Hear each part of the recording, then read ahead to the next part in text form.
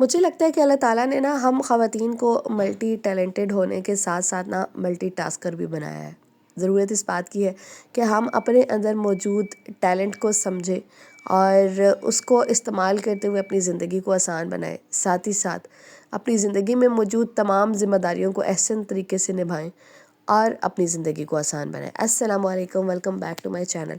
उम्मीद करती हूँ मेरी प्यारी प्यारी बहनें बिल्कुल ठीक ठाक होंगी। अल्हम्दुलिल्लाह मैं भी बिल्कुल ठीक ठाक हूँ।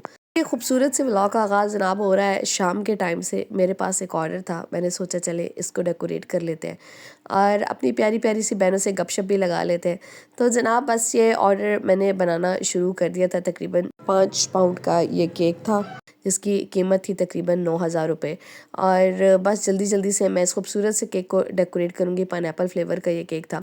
अच्छा मैं आपको बताऊँ तो मैंने दिन में ही खाना शाना जो है वो बना लिया था रात का, क्योंकि मुझे पता था कि जनाब मैंने केक शेक बनाने के बाद ना हो जाना है, थकन सी हो जानी है। तो बस उससे पहले मैं अपनी तमाम ज़िम्मेदारियाँ अच्छे तरीके से पूरी कर लूँ और उसके बाद फिर अपनी जो ये काम है ना घर में बैठे बैठे अर्निंग, तो आप सब मैंने जानती है ना कि आजकल ना ये बहुत ज़्यादा इम्पोर्टेंट हो चुका है।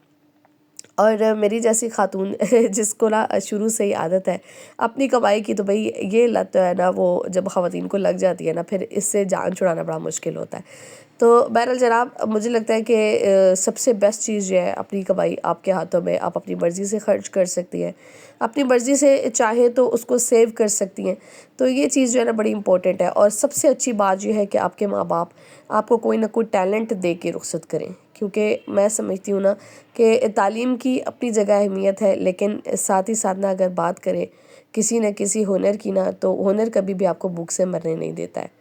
ये एक छोटी सी बात थी, मैंने कहा चले आप बहनों के साथ शेयर कर देती हूँ। तो जनाब यहाँ पे मैंने जल्दी जल्दी से व्हिप क्रीम जो है ना वो रखती थी अपने बड़े वाले जो स्टैंड मिक्सर है ना उसमें बीट करने के लिए। मैंने कहा चलें इसको जल्दी से कर लेते हैं बीट, और साथ ही साथ ना अपने जो पाइनएप्पल फ्लेवर का केक है इसको बना लेते हैं।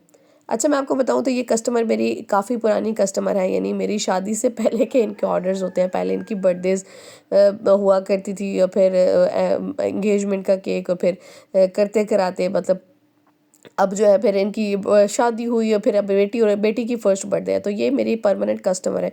तो माशाल्लाह से बहुत अच्छी कस्टमर है मेरी। तो मैंने कहा चले अच्छा तबीयत का बारे में बताऊँ तो तबीयत पिछले 2-3 दिनों से ना काफ़ी ख़राब थी। अब मैं आपको बताती हूँ कि तबीयत के साथ हुआ क्या। अच्छा हम लोग ना अक्सर औक़ात क्या करती है ना ख़वातीन, स्पेशली हाउसवाइफ्स ना छोटी छोटी चीज़ों को ना इग्नोर कर देते हैं अपने बच्चों के लिए, घर के लिए। हम लोग कहते हैं कि भाई हमारे साथ अगर वो ज़ुकाम और खांसी और इस तरह की कोई चीज़ हो गई है ना तो कोई बात नहीं, शुक्र है हमारे मियाँ महफूज है, ठीक है, हमारी जो बच्चे हैं ना वो ठीक है, बस ठीक है। हम लोग ना वो चल सो चल वाला काम करते हैं।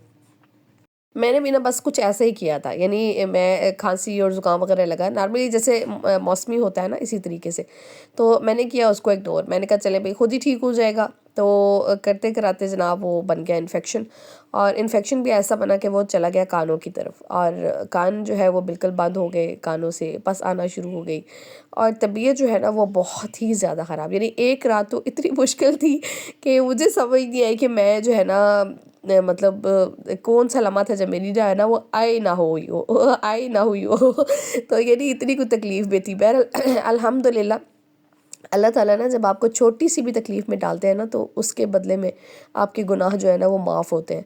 तो अल्लाह का शुक्र है अल्हम्दुलिल्लाह। मैं कहती हूँ कि तकलीफ़ पे भी ना अल्लाह का शुक्र अदा करना चाहिए। तो बहरहाल वो फिर करते कराते जनाब मैं फिर डॉक्टर के पास गई और फिर चेक करवाया। तो डॉक्टर ने यही बोला कि ये जो ख़वातीन इग्नोर कर देती ना छोटे मोटे नज़ले ज़ुकाम को ना, वो फिर करते करते गले का इन्फेक्शन बना और फिर वो कानों तक जा पहुँचा। तो बहरहाल जनाब बड़ी तकलीफ़ काटी, लेकिन अल्हम्दुलिल्लाह अल्लाह का शुक्र है कि अब जो है ना कुछ बेहतर है, और आवाज़ भी जो है ना वो थोड़ी बहुत बेहतर हुई है। कल तो आवाज़ तो ऐसी निकल रही थी, मैंने कहा मेरी जो ऑडियंस है ना वो परेशान हो जाएगी कि ये लीना है या कौन है तो कल तो आवाज़ बहुत ज़्यादा ख़राब थी बहरहाल जनाब दवाइयाँ शवाइयाँ तो चल ही रही हैं। मैं आपको बताऊँ तो यहाँ पे केक जो है ना फटाफट से मैंने रफ़ और नीट प्लास्टर कर लिया, और ये सारी चीज़ें थी जो मैंने इस केक के ऊपर लगानी थी, और फ्रेश फ्लावर्स थे, साथ में कुछ बॉल्स वगैरह थी। और ये जितने भी मैं केक बनाती हूँ ना मैं अक्सर अपनी बहनों को बताती रहती हूँ कि कस्टमाइज़ केक होते हैं, कस्टमर की डिमांड के मुताबिक होते हैं। जो कस्टमर डिमांड करता है कि मुझे ऐसे चाहिए, ये फूल, ये कलर, इतना साइज़, हाइटेड, प्लेन, ये वो सारा कुछ जो है ना कस्टमर अपनी मर्ज़ी से बताते हैं, और फिर मैं उनकी मर्ज़ी के मुताबिक ही चीज़ बना के देती हूँ। तो बहरहाल जनाब बस यहाँ पे इसके ऊपर जो है ना वो कुछ रेड रोजेज़ लगाने थे। इनकी बेटी की फर्स्ट बर्थडे थी तो कह रही थी कि मेरी बेटी का फ्रॉक जो है ना वो चूँकि रेड है तो मैं रेड और वाइट में ही केक चाहिए। हालाँकि मैंने बहुत सारे डिज़ाइन सेंड किए, लेकिन हर एक की अपनी पसंद होती है, हर एक की अपनी चॉइस होती है। तो बहरहाल जनाब मैंने कहा चलें जी, इनको बना के देते हैं खूबसूरत सा रेड और वाइट में केक। यहाँ पे मैंने ना फ्रेश फ्लावर्स मंगा लिए थे और बस यही इसके ऊपर लगाने थे। इसके साथ साथ जनाब इसके ऊपर कुछ बॉल्स वगैरह लगाने थे।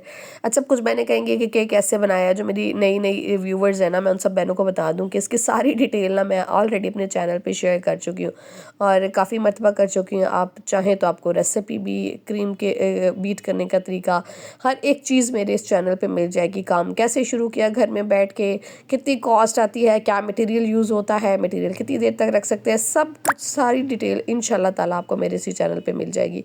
तो आप चाहें तो जाके सारी डिटेल जो है ना वो देख सकती है। अच्छा, फाइनल मैंने फिर इसको करना था केक को और मैंने कहा चले इसके ऊपर जो है ना नाम वगैरह लिख देते हैं। बेबी गर्ल कहानियाँ नेम था यहाँ पे, तो मैंने कहा बस इसको लिखते हैं और साथ ही साथ ना अपना केक जो है ना फाइनल करते हैं, क्योंकि कस्टमर जो है ना वो पिक करने के लिए आ ही रहे थे। और सर्दियों में ना मुझे बेकिंग का काम जो है ना वो करना बहुत आसान लगता है। और बस ये इस तरीके से रिबन्स जो है ना वो लगाने थे, आजकल ट्रेंड में है, तो ये इस तरीके से उन्होंने लगवाए थे। और माशाल्लाह ये देखिए खूबसूरत सा हमारा जो केक है ना, मिनटों में गप्पों में हो गया है तैयार। तो बस जनाब इसको मैं लेके ना रखूँगी बॉक्स के अंदर और करेंगे डिलीवर। तो उससे पहले जनाब आप मेरी खूबसूरत प्यारी प्यारी बहनें जो चैनल पे पहली मरतबा आई है, वीडियो पहली मरतबा वॉच करिए, बस मैं इसको यहाँ पे डब्बे में रखने लगी थी।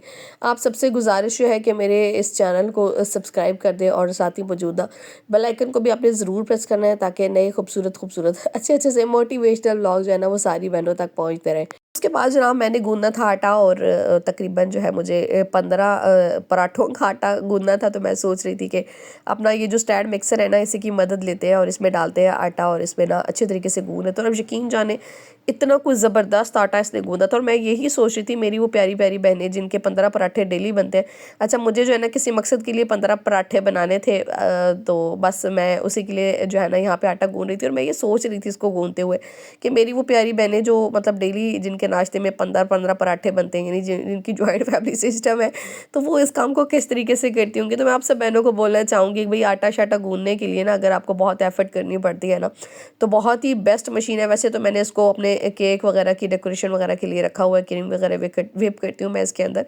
और आटा चूँकि मैं खुद और हस्बैंड ही होते हैं, तो हम लोग ना, मैं मतलब थोड़ा सा ही आटा मेरा यूज़ होता है, तो मुझे वो इतना कोई मुश्किल नहीं होती गूँधने में। तो बहरहाल जनाब वो बहनें जिनको ना बहुत ज़्यादा आटा गूँधना पड़ता है, उनके लिए बेस्ट बेस्ट बेस्ट चीज़ है ये।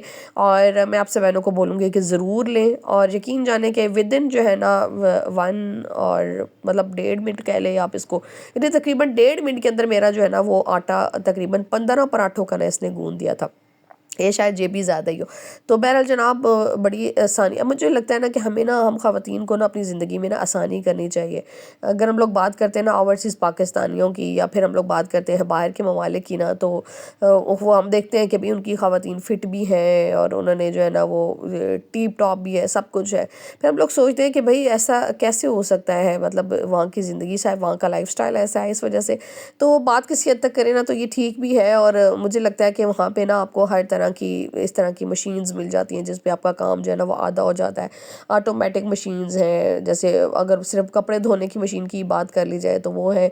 तो इससे ना उनके काम जो है ना वो आधे हो जाते हैं। और इसी तरीके से आटा गूंदने वाली मशीन, डिश वॉशर वगैरह है। तो ये हमारी पाकिस्तानी ख़वातीन क्या करती हैं बेचारी, सुबह से लगती हैं कपड़े धोने और वही जनाब बाल्टियाँ भर और टब भर और फिर कपड़े धो, और दिन सारा एक जो है ना उनका कपड़े धोने में ही गुजर जाता है। तो बहरहाल जनाब ज़िंदगी को आसान बनाना चाहिए। मैं कहती हूँ सब बहनों को कि छोटी मोटी सेविंग करके ना अपनी लाइफ को आसान बनाएं, स्पेशली वो बहनें जो जॉइंट फैमिली सिस्टम में एक मुश्किल वक्त काट रही हैं। और फिर जो है ना एट द एंड, यानी 35 प्लस भी होती जाती है ना, 40 बाद तो फिर वो दूर हो गई ना, यानी 35 साल से भी ऊपर जाती जाती है ना, तो उनके फिर घुटनों में और बाजुओं में और कंधों में दर्द शुरू हो जाता है, इसी वजह से कि भाई हमारी जो लाइफ है ना, लाइफ स्टाइल जो है ना वो बहुत ज़्यादा टफ़ हो गया है। और उसके बाद जनाब फिर अच्छा, लाइफ स्टाइल टफ़ तो हो ही चुका है ना, फिर हम लोग कहते हैं कि वो पुराने वक्त की ख़वातीन ये भी कर लेती थी, वो कर लेती थी, जो जिस तरह की हमारी जो टिपिकल सास जो होती है ना, वो बोलती हैं कि भाई हमने भी बच्चे पैदा किए हैं, हम तो सारे घर भी संभालते थे, तो फलां ये वो मुझे लगता है ना कि उस टाइम पे ना मतलब खुराकें वगैरह जो थी ना वो होती थी खालिस।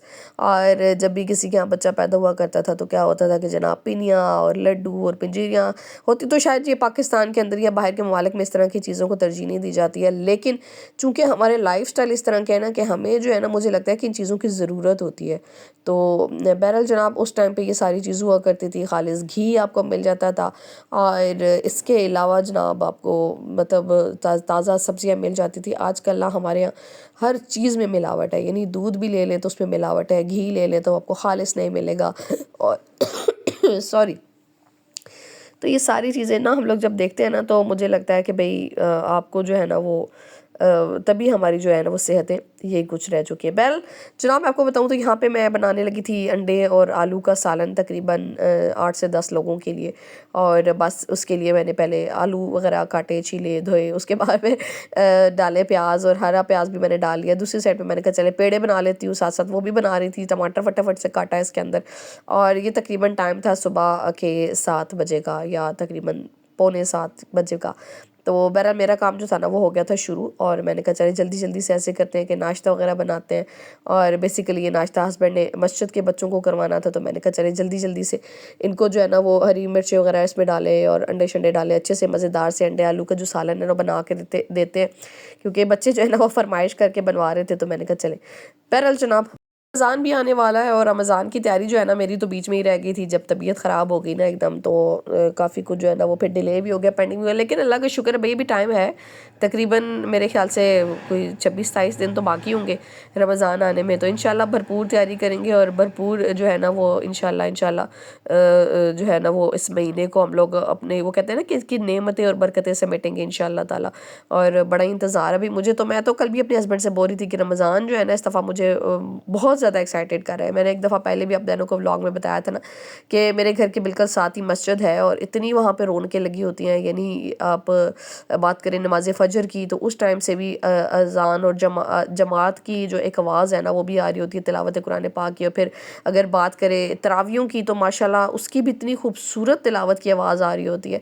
तो एक रौनक और एक चहल पहल जो है ना हमारी गली में लगी रहती है। तो वो बड़ा ही खूबसूरत टाइम होता है रमज़ान का, और बहुत ही अच्छा टाइम होता है। तो बहरहाल जनाब इस वजह से रमज़ान का मुझे जो है ना वो बड़ी बेसब्री से इंतज़ार है। अच्छा मैं यहाँ पे जो है ना आटा वगैरह जो गूंद के मैंने निकाला था रात में ही जो है ना वो मैंने बाउल में डाल के रख दिया था। तो मैंने इसको पेड़े शेड़े बनाने थे, मैंने कहा चले जल्दी से ऐसे करते हैं कि पराठे वाले पेड़े बना लेते हैं। और ये मैं ना अपनी दादी की स्टाइल के बना रही हूँ पेड़े।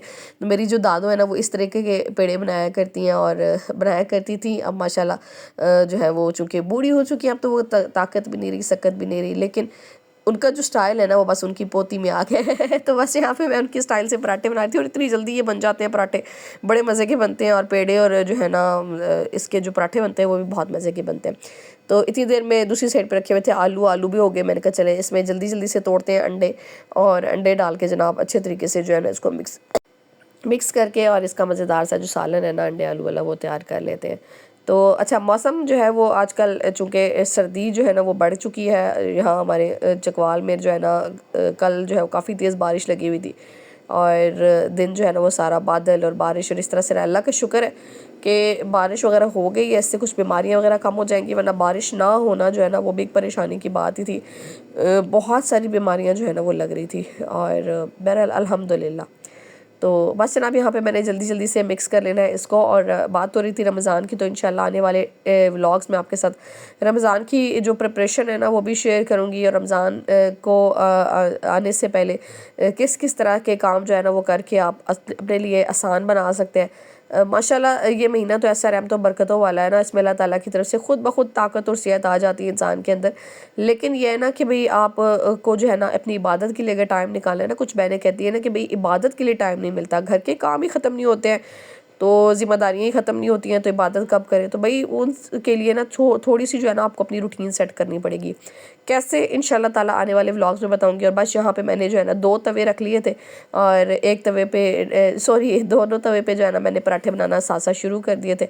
और बस विदिन जो है ना 1 आवर मेरा ये सारा का सारा नाश्ता जो है ना बन के तैयार हो गया था। तो बहरहाल जनाब हिम्मत करनी पड़ती है, वरना आपके सारे काम जो है ना वो बड़ी आसानी से हो जाते हैं। मैंने जैसे कि व्लॉग के शुरू में बोला है ना कि अल्लाह ताला ने औरत को जो है ना मल्टी टास्कर भी बनाया और मल्टी टैलेंटेड भी बनाया है कि एक टाइम में ना वो कितने काम मैनेज कर लेती है। बस वहाँ पे मैंने केक डिलीवर किया, यहाँ पे जल्दी जल्दी से जो है ना वो फिर नाश्ते की तैयारी की और नाश्ता वगैरह भी बन गया।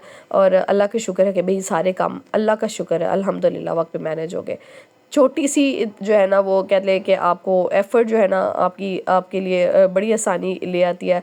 अगर आप अपनी ज़िंदगी को तरतीब में रखना चाहते हैं तो जनाब हिम्मत करनी पड़ती है, और हिम्मत जो है ना वो कभी भी छोड़नी नहीं पड़ती। तो जब यहाँ पे मैं कपड़े शपड़े डाल चुकी थी अपने क्या नाम है वॉशिंग मशीन में, और ये हालात थे उस टाइम पे किचन के, मैंने कहा चले इसको भी क्लीन करेंगे। और आज क्लीनिंग शेयर नहीं करूँगी, मिलेंगे आपके साथ नेक्स्ट वीडियो में। तब तक के लिए अपना बहुत सारा ख्याल रखिएगा, मुझे अपनी दुआ में याद रखिएगा। अल्लाह हाफिज़।